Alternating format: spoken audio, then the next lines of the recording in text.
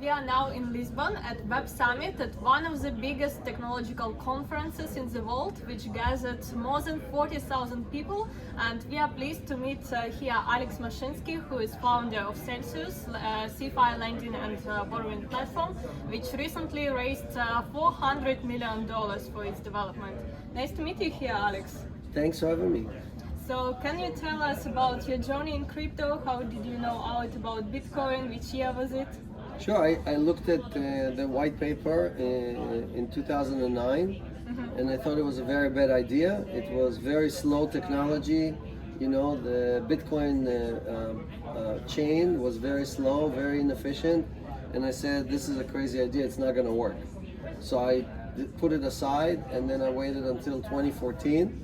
And it was still going and getting bigger and bigger, and I decided, okay, I'm missing something, you know, because I think I'm a technologist, but obviously I don't understand Bitcoin. So I had to dig in and I had to really reset my thinking because my entire career, 35 years, I built everything faster, cheaper, better, and this was slower, more expensive, you know. So it was the opposite of what we used to. But you really have to understand how important it is to solve the double spend problem, right? So I did not understand that in 2009, and then when I understood that, I was like, okay, I know exactly what this is going to be good for. You know what crypto is going to be good for. So in the beginning, I was an investor. I participated in different projects. And then 2017, we decided to launch Celsius Network. And you were so early, it's amazing, 2009. Yes. How did you know? Did you just find it out from the internet, or did somebody Yeah, talk to you know, I look at all technologies, so I'm involved with many things. Blockchain is not a new idea. Blockchain is 30 years old, you know. The Bitcoin is 13 years old, but the blockchain has been around since when I was working on Voice over IP in New Jersey. A few miles away from me, Scott Stornetta and Hubbard were working on the blockchain. They invented the Merkle tree, 1991, the same time that I was working on Voice over IP. So I knew the concept of the blockchain, but I didn't understand how important Satoshi's innovation was. So when I looked at it, I missed the big innovation, and it took me a few years to wake up, you know. So what is the most valuable thing in Bitcoin for you? Why did you change your mind? So, you know, again, with Voice over IP, when I worked on Voice over IP, the big innovation was the phone company had their own phone network, and suddenly there was a new network. So all the customer moved from the phone company to WhatsApp, Skype, you know, companies that I had, Arbinet, and so on, right? Same thing happening right now. For 700 years, banking was based on double entry accounting system, and now Satoshi invents what's called triple entry accounting system, right? So blockchain, we all have a copy of the ledger. Not the bank has a copy of the ledger, and they know who owes whom money. So that innovation allows all the money in the world to move from the traditional finance into new finance, into the MOIP. I call it MOIP, money over IP. Interesting concept. And how did the idea of founding Celsius come to you? Sure, so Bitcoin is very, very good at store value, right? It's a very good place to put a little bit of money and wait and see it go up and up and up and up. But what are the other services that Bitcoin has to provide? What about loans? What about interest, income, yield? Right, all these things, no one has done that. So I said, let's solve that problem. Let's create yield on the blockchain.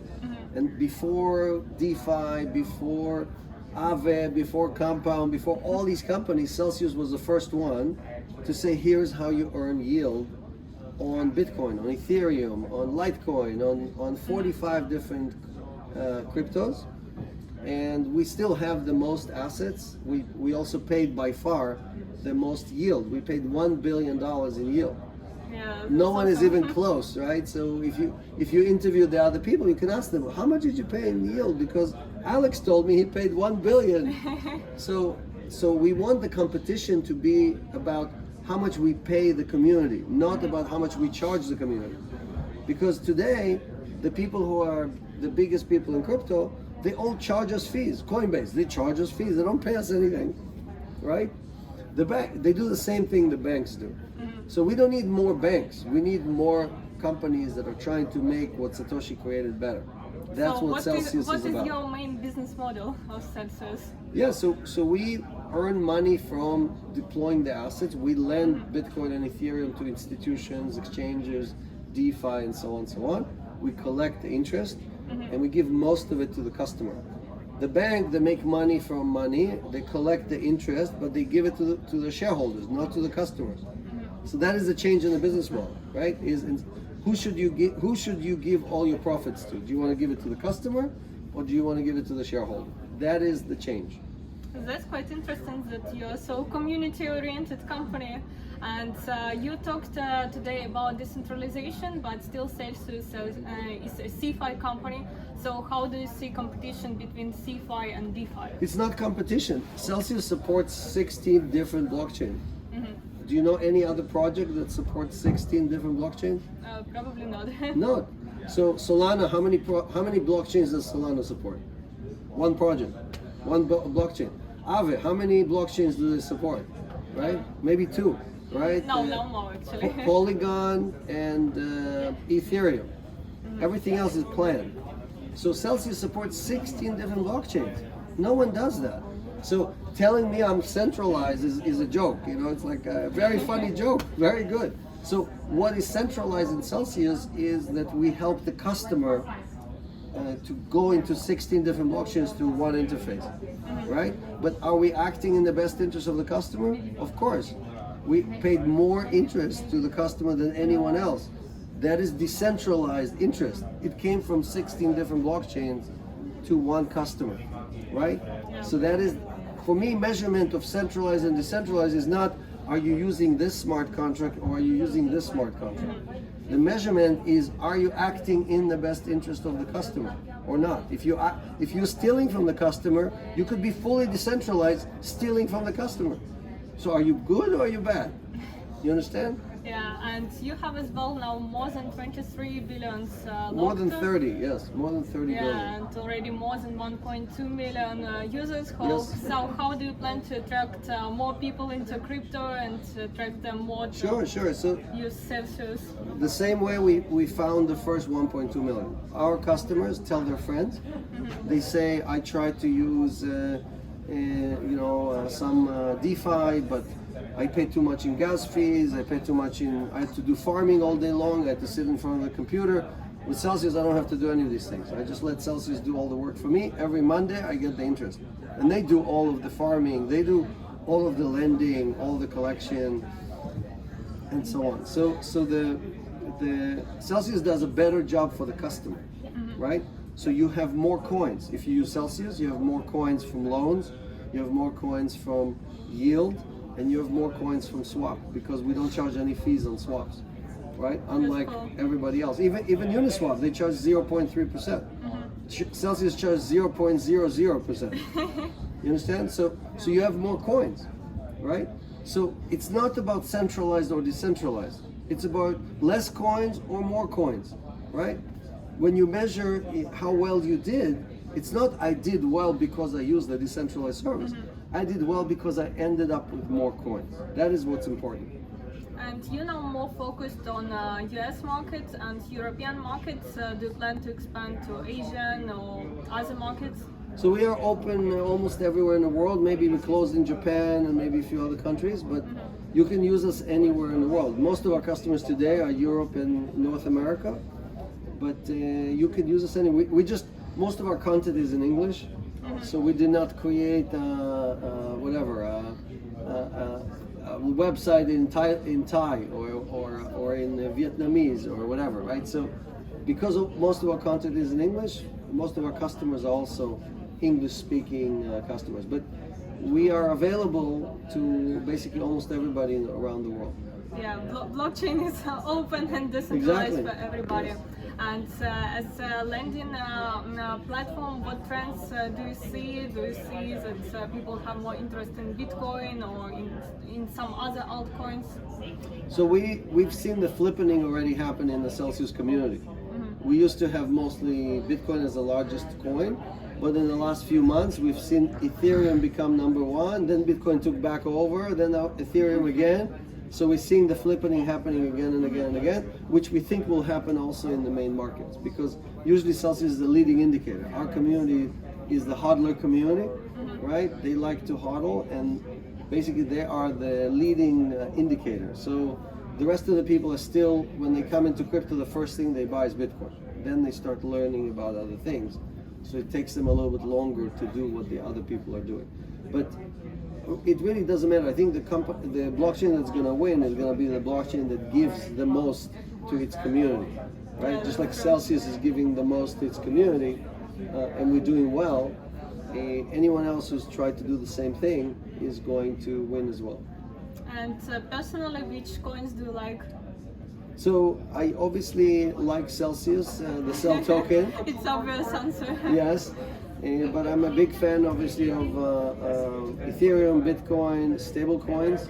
I think you have to have a good mix of different assets. It's not, no one in the world can tell you this one is the best one. You know, like, oh, you put all your money into this one. Of course not. So I think we all need to learn about new projects, but also diversify existing portfolio. And when something goes up too much, you need to rebalance. So the two words is hodl and rebalance. Hodl and rebalance. That's the magic for success. And now CEC recently issued its report on stablecoins, that they should be regulated like banks. So what is your opinion on stablecoins? I don't know what the regulators are going to do, but I know for sure that stablecoins are a very good way for people who don't want to take risk, directional risk, to invest in crypto. Because, for example, at Celsius, you can earn 8.8% interest yield on stablecoins. You don't have to trade, you don't have to know DeFi, you don't have to use MetaMask, you know, you just put it into your we don't sell them. You have to go to Circle or to TUSD or USDT or whatever, buy them and then put them in Celsius. We just pay the yield, we pay the interest. So if regulators tomorrow say, okay, you have to do something else, we will do something else. So we've followed regulations since day one. We did KYC, AML, FinCEN, SEC, everything, right? We followed all the rules as needed, and we will continue to do that. So if the regulators come and say, okay, now it's something else, or you have to do it in a different way, we will just follow those rules instead of these rules. Today there's many rules for USDC. It's not like there's no rules. Yeah. You know, it's. I know a lot of people in DeFi think that they can swim in the ocean and that there's no consequences, but there are many rules that people have to follow, even if you DeFi. Yeah, and there are as well now a lot of talks already for many years around Tether that it's not really fully asset-backed. And as I know, Tether loaned to Celsius $1 billion. So what are your thoughts on the Tether and its well, it is definitely more backed than your bank. So when you give money to your bank, they have zero in reserves. Zero. Not 60% or 40% or 80%. So what is safer? 0 or 100? Because all the stable coins have 100% reserve. The question is just what is the mix? So Tether has one mix and USDC has a different mix, but they all have 100% in reserve. So your bank, I know it's hard to believe, but ask your bank, how much do you have in reserves? They will tell you 0. How do I know? Because the bank... They won't tell you. They have to tell you. No, they have to tell you. But they have to file with the regulator. So you can look it up. You can go and look up how much in reserve any bank has. The regulator asked the bank to have 0 in reserves. Used to be 10%. Before there was 20%. Now the regulator lowered it to 0. So when you give your bank your money, they're not required to have any reserve. So if the reserve for bank is 0 and the reserve for Tether is 100%, who is the bad guy? The bank or Tether? You understand? So it's not about looking at who they tell you to look at. It's about comparing the two options and deciding both Tether and USDT and the USDC have 100% in reserve, but they both have 100%. The question is just the mix. Is it U.S. Treasuries? Is it corporate commercial paper? Is it bonds? Is it stocks? Is it cash? and so on. But they have the reserves. And now as well there is a lot of hype around NFTs, and you showed us that you made an NFT from all the conferences you attended. What do you think about all this NFT stuff? Do you think big potential in it and any viability, or is it just a bubble? So our world divides into two groups, fungible stuff and non-fungible stuff. Most of the crypto for the last 13 years was all about fungible, right? Two coins of Ethereum, 2 ETH are exactly the same thing. 2 Bitcoin are exactly the same thing. But most of the world, everything, like my phone, this is a special phone. It's my phone. So it is a non-fungible Apple phone. It's not a fungible Apple phone. I cannot switch it with you because this phone means nothing to you and your phone means nothing to me, right? So because of that, the entire crypto community is experimenting, constantly looking for new ways to use the non-fungible assets and find ways to take what we have in the real world, plus obviously NFTs and other things, and create a whole community and a whole use case for the non-fungible as well as for the fungible. So what you're seeing now is a lot of experimentation, a lot of young people doing a lot of ideas to see what is going to stick, what people actually want to use. And when we find those things, it might not be CryptoKitties, it might not be cypherpunks, it might be something else, but when we find them, everyone will say, oh, of course, this is what we should use it for. But today it's mostly for collector items. It's mostly experimentation in different models of business for these things. And as well, can you tell more about your founding rounds? I know that for the first time pension funds invested into a crypto company, into Celsius. Can you tell us something more about it and about your other investors? Yeah, so like you said, we have over 1 million users. We asked ourselves the same question: how do we go from 1 million to 100 million to 1 billion? And we realized that we need to bring outside partners because we need more credibility, right? We already found many people who trust us, but there are many, many more people who don't trust us, right?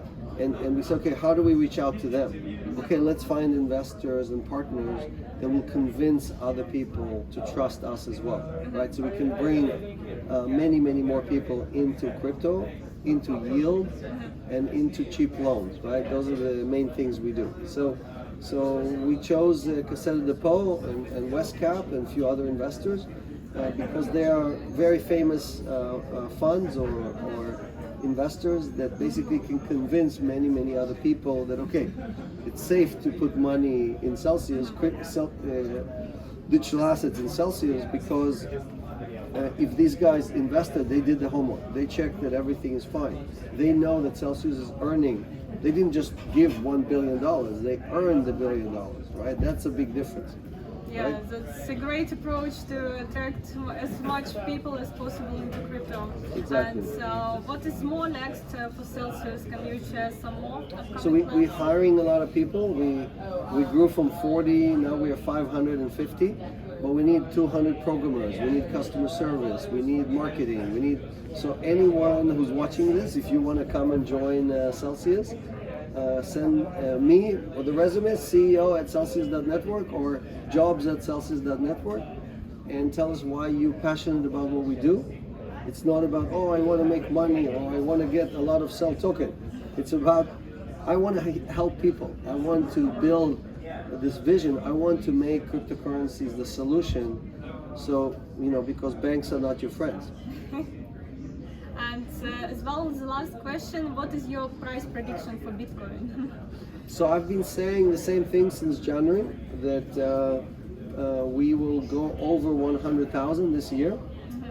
And I think because of the Chinese mining problems, it will take until next year. We're going to go into April, we hit maybe 140 or 160, but then we're going to correct. We're going to go back below 100. So maybe $80,000 or $90,000 will be the new kind of support level for Bitcoin in June or July of next year. So we're going to go up higher and then correct a little bit later. So that's my prediction. But after that, it's still going higher. It's just going to be what we don't know is how many people are going to sell it, 100, 120, 150. So that's what we have to wait and see. Like, when we see how many people are selling, then we know if it's going higher or if it's going lower. Okay, let's see whether your prediction will be right. Yes. Last year I predicted perfectly. I predicted Bitcoin 30,000, and it was 30,000 on the 1st of January. Great. Yes. You can see it on Twitter. I have it posted on Twitter, all my predictions. So. Okay. Hope your prediction will be right. Everybody waits Bitcoin to rise at least more than $100,000. Yes. Thank you for such a nice conversation. Thanks for having me, of course.